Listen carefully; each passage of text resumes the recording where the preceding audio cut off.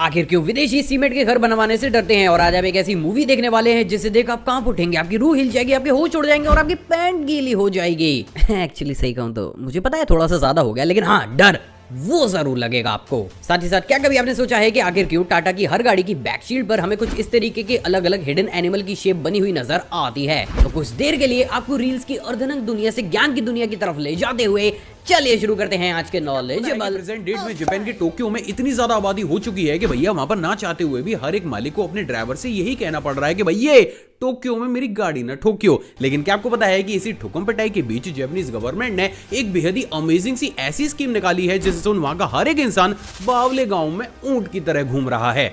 मतलब भैया उनकी खुशी पेंपड़े फाड़ कर बाहर आ रही है। असल में कैसे भी हाल ही में जापानीज गवर्नमेंट ने ये ऐलान कर दिया है कि अगर आप अपनी वाइफ और बच्चों के साथ टोक्यो शहर को छोड़कर जापान की किसी और सिटी में जाकर बसते हैं तो आपको गवर्नमेंट की तरफ से 20 लाख रुपए की रकम दी जाएगी। वैसे अगर इस चीज को इंडिया में लाया जाए तो क्या आप 20 लाख के लिए अपनी सिटी को छोड़ना चाहेंगे? कॉमेंट करके बताइएगा जरूर। क्या आपको पता है कि हम उस देश में रहते हैं जहां पर चूहे 500 किलो गांजा खाकर रेलवे की चैन पुलिंग करने में ही व्यस्त रहते हैं।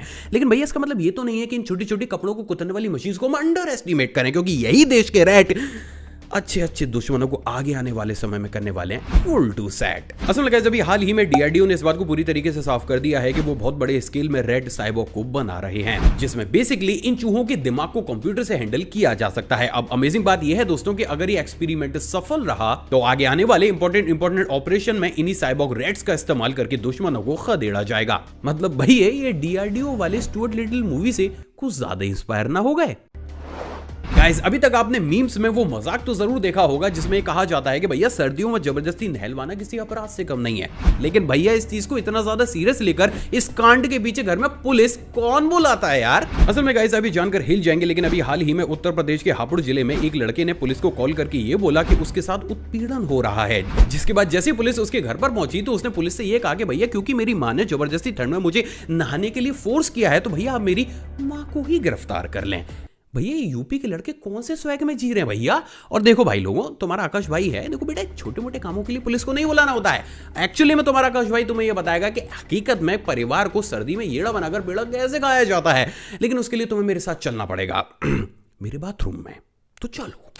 So finally guys, अब हम आ गए हमारे बाथरूम में और आपको करना कुछ नहीं है, सिर्फ एक मग लेना है और उसमें हल्का सा पानी डालना है और शुरू हो जाना है। ओ भैया कितनी सर्दी है, कितनी सर्दी है। देखा दिमाग, अब घर वालों को लग रहा है कि मैं नहा रहा हूं, जबकि मैं अरे भैया आ रहा हूं, क्या तकलीफ है, क्या बात है?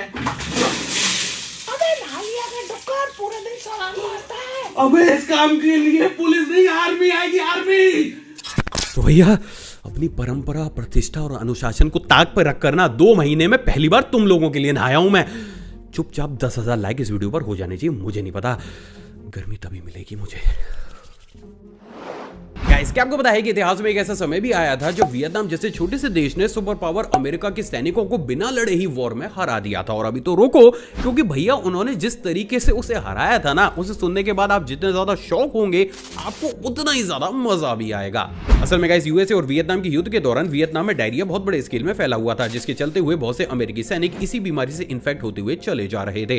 And as a result USA army के जनरल ने अपने सैनिकों को यह कमांड दी कि भैया वियतनाम में अगर कोई भी इंसान उन्हें पोटी करता हुआ नजर आए तो उनके सैनिक उससे ऐसी दूरी बना ले जैसे कि एक सख्त मर्द टिकटॉक से बनाता है। अब गाइस हुआ कुछ ऐसा कि जैसे ही युद्ध शुरू हुआ और दोनों ही देशों के सैनिक जैसे ही आमने सामने आए और उसके बाद जैसे ही वियतनाम के सैनिकों को ये रियलाइज हुआ कि भैया उनका बहुत ही जल्द tata bye bye goodbye होने वाला है, तो वो अपनी पैंट उतारकर यूएसए आर्मी के सामने मोर बन गए। और फिर इतने सारे मोरों को अपने सामने देखकर यूएसए आर्मी के सोल्जर इतने ज्यादा घबरा गए कि वो बिना लड़े ही वहां से भाग गए।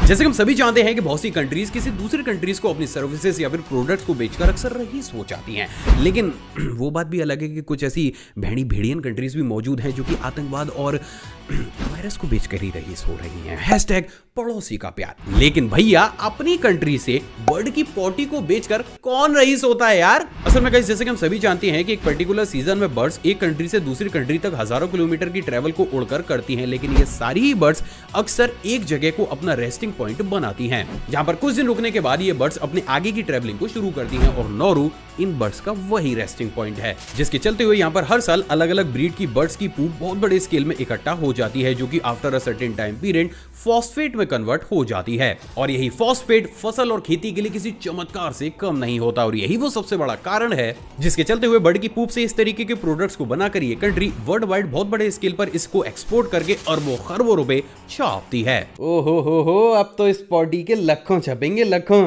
तू क्या देख रही है बे? तोड़ जा, तुझे नहीं दूंगा इसका हिस्सा बिल्कुल भी। वैसे व्यूज ना रहे दिन बुरे चल रहे मेरे। क्या आपको बताया कि अभी हाल ही में चाइना में ऐसे एम्प्लॉयज को भी बहुत बड़े स्केल पर हायर किया जा रहा है, जिनका की काम सिर्फ आर्टिफिशियल पत्तियों को सूखे हुए प्लांट्स के ऊपर स्टेपलर से पंच करने का होता है। असल में दोस्तों इसके पीछे का मेन कारण चाचा चू चू चचा है। अबे आलसियों, इसे ट्रांसलेट तो कर लेते, कब क्या चाइना जाऊं मैं इसे ट्रांसलेट करना है? पहले पासपोर्ट तो बनवा ले, राशन कार्ड पे जाएगा क्या? बच्चों हर चीज दिल पे नहीं लेते, मैं खुद कर लूंगा ट्रांसलेट। असल में गाइस दिमाग से इस अपंग कारनामे के पीछे का सबसे बड़ा कारण मानसिक शांति है, क्योंकि चाइनीज का कुछ ऐसा मानना है कि अगर कोई भी इंसान अपने शहर में ज्यादा हरियाली को देखेगा तो उसका दिमाग शांत होने के साथ साथ काफी ज्यादा प्रोडक्टिव भी हो जाएगा। और यही वो सबसे बड़ा कारण है जिसके चलते हुए अब चाइना में कुछ इस तरीके की आर्टिफिशियल हरियाली को लगाया जा रहा है। Strange but true. गाइस क्या आपको बताया कि इस दुनिया में एक ऐसी कातिलाना मूवी भी मौजूद है जिसे भैया आप कभी भी अपनी फैमिली के साथ देख ही नहीं सकते। अरे फैमिली तो छोड़ो, आप अपने रिश्तेदारों और दोस्तों के सामने उसे प्ले तक नहीं कर सकते। और अभी तो रुको, क्योंकि जब इस मूवी को रिलीज किया गया था तो ऑलमोस्ट 190 देशों ने साफ कह दिया था कि भैया हमसे ना हो पाएगा, हम इसकी रिलीजिंग रोकेंगे और इसको अपनी कंट्री में बैन करेंगे। अब तो हमारा दिमाग चलना बंद हो गया हो तो मैं बता दूं कि ऐसी वैसी कोई मूवी नहीं है, क्योंकि वो बैन होने के बाद भी हम उसे देख लेते हैं। #सस्ता VPN जिंदाबाद। एक्चुअली में गाइस मैं बात कर रहा हूं साल 1972 में रिलीज हुई अ क्लॉकवर्क ऑरेंज मूवी के बारे में, जिसमें मौजूद हर एक कैरेक्टर को भैया दूध में एक विशेष प्रकार की जड़ी बूटी को घोल के पीता हुआ दिखाया गया है। सिर्फ इतना ही नहीं, बल्कि इस मूवी में ऐसे ऐसे क्राइम सीन्स को दिखाया गया है जिसे सुन आप भी कहेंगे वाह भैया, एक बार तो अपनी जिंदगी में ये ट्राई करना बनता ही है। और यही वो सबसे बड़ा कारण है जिसके चलते हुए जैसे ही मूवी रिलीज हुई खुद इसके डायरेक्टर को बहुत से लोगों ने कॉल करके ये धमकी दी कि मूवी में दिखाए गए तरीकों का ही इस्तेमाल करते हुए वो उनको टपका डालेंगे। जिसके बाद भैया खुद इसके डायरेक्टर ने थिएटर वालों को कॉल करके बोला कि भैया इस मूवी को उतार लो वरना मैं उतर जाऊंगा। और यही वो सबसे बड़ा कारण है जिसके चलते हुए इस मूवी को काफी ज्यादा अजीब भी माना जाता है। वैसे गाइस अगर आप लोग चाहते हैं कि आप लोगों के लिए इस मूवी को मैं पूरा देखूं और उसके बाद उसका जेन्युइन रिव्यू दूं तो आप अपनी राय कमेंट सेक्शन में दीजिएगा जरूर। पहले नेटफ्लिक्स का रिचार्ज तो करवा ले। बेटे ऐसा है कि पिछली वीडियो ना एक दिन में 50,000 से ऊपर निकल गई। नेटफ्लिक्स तो छोड़ो, अमेज़न का भी रिचार्ज करा लूंगा इस बार। गाइस क्या आपको बताया कि अभी हाल ही में एक रिपोर्ट ने बात पूरी तरीके से साफ कर दी है कि मानो ऐसा लग रहा है कि इस समय अमेरिकन्स का सिर्फ एक ही मकसद हो और वो हो बिल्ली मारना। असल में गाइस आप ये जानकर हिल जाएंगे, लेकिन प्रेजेंट डेट में अमेरिकन्स बिल्लियों को बहुत बड़े स्केल में मार रहे हैं, जिसके चलते हुए अपनी कंट्री में लोगों को बिल्लियों के प्रति प्यार को बढ़ाने और उनकी पॉपुलेशन को मेंटेन करने के लिए एक अमेरिकन एयरलाइंस फ्रंटियर ने यह घोषणा कर दी है कि अगर कोई भी इंसान 3 बिल्ली के बच्चों को ऑफिशियली एडॉप्ट करता है तो ये एयरलाइंस 1 साल तक उस बंदे को यूएसए के अंदर फ्री ऑफ कॉस्ट ट्रैवल कराएगी। और वास्तव में ये चीज अपने आप में सराहना योग्य जरूर है, जहां पे सिर्फ एक एनिमल के लिए ही एक कंट्री ऐसा इनिशिएटिव ले रही है। गाइस आपने भी बहुत सी बड़ी बड़ी मूवीज और यहां तक की वीडियोस में भी ईगल की इस आवाज को तो जरूर सुना होगा, लेकिन क्या आपको पता है कि भैया बचपन से लेकर आपको और हमारा हम सब का बहुत बुरे तरीके से काटा गया है। कैसे, चलिए समझाता हूं। असल में गाइस बड़ी बड़ी मूवीज या फिर वीडियोस में ईगल की आवाज कहकर आपको जो आवाज सुनाई जाती है वो एक्चुअली में ईगल की नहीं बल्कि हॉक की होती है, क्योंकि हकीकत में ईगल कुछ ऐसी आवाज करती है। लेकिन क्योंकि ईगल के लुक्स ऐश्वर्या राय जैसे और आवाज ढिंचैक पूजा जैसी होती है तो इस चीज को हॉक से रिप्लेस कर दिया जाता है। तो गाइज आज अगर आपने कुछ अमेजिंग सी नई चीज को जाना हो तो इस वीडियो को एक लाइक जरूर कीजिएगा।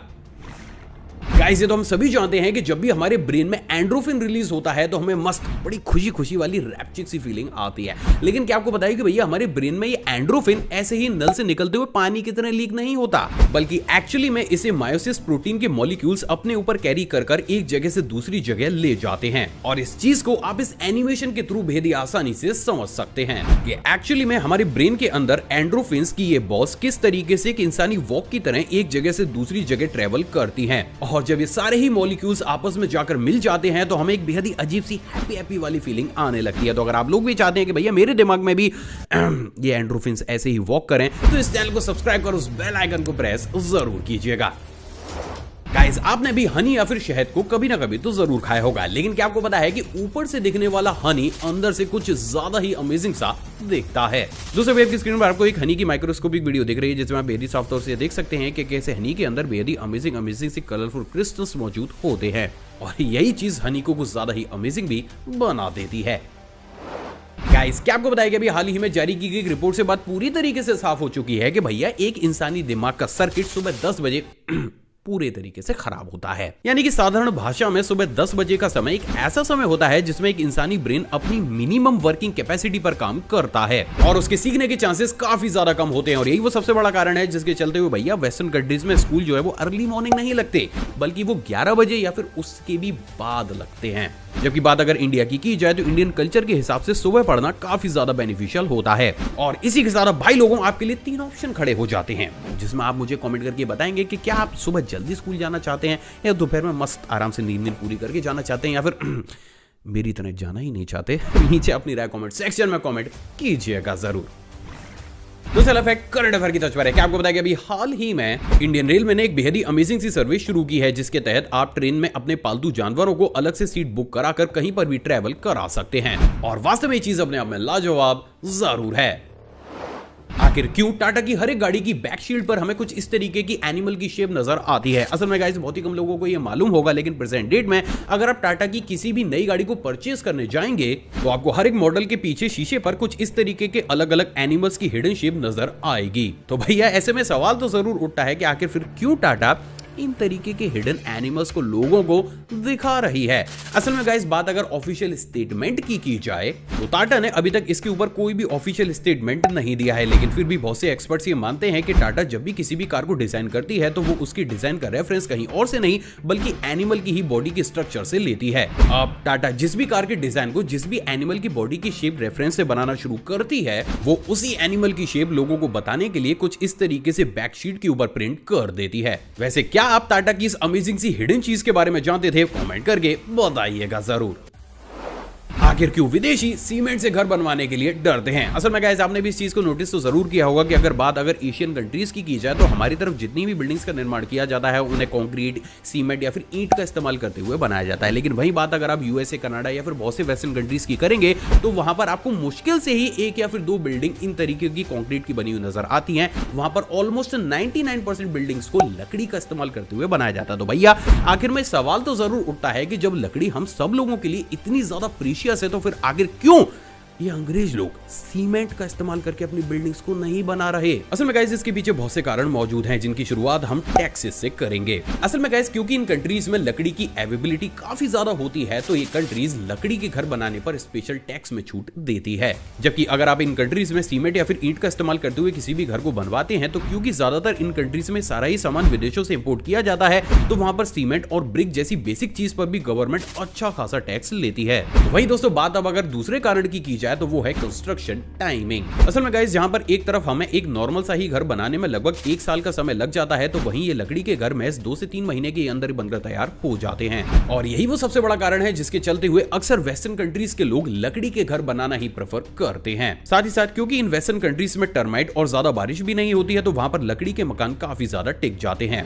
लेकिन वहीं अगर इस चीज को इंडिया में लाया जाए तो भैया यहाँ लकड़ी को तो छोड़ो, भैया सीमेंट के मकान नहीं टिक रहे, लोग मिलावटी इतना कर रहे हैं। तो वहीं दोस्तों, बात अब अगर सबसे मेन और साइंटिफिक कारण की जाए तो वो है टेम्परेचर में रैपिड चेंजेस। असल में गाइस, भले ही एशिया के अंदर हम ऑलमोस्ट सभी मौसमों का मजा लेते हैं, लेकिन यहाँ पर फिर भी टेम्परेचर एक सर्टेन टाइम पीरियड के बाद और धीरे धीरे चेंज होता है।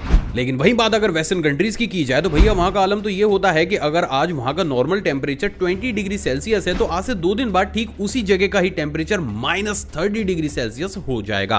अब इस केस में इतने रैपिड टेम्परेचर चेंजेस को कोई भी ईंट या फिर concrete after certain time period झेल नहीं पाती और वो चटक जाती है। जबकि अच्छी क्वालिटी की लकड़ी इन चीजों को बेहद ही आसानी से हैंडल कर लेती है और यही वो सबसे बड़ा कारण है जिसके चलते हुए आपको वेस्टर्न कंट्रीज में ज्यादातर सिर्फ लकड़ी के ही मकान देखने को मिलते हैं। तो गाइज, आज तुम्हारे भाई की दिहाड़ी हो चुकी है कंप्लीट और रैप अप करते हैं इस वीडियो को। आई होप आज का नॉलेजेबल एपिसोड आपको पसंद आएगा और आप ऑलरेडी इसको लाइक और शेयर कर चुके होंगे, लेकिन फिर भी नहीं किया तो दोबारा से कर दो, याद दिला रहा हूं। साथ ही साथ अगर आप चैनल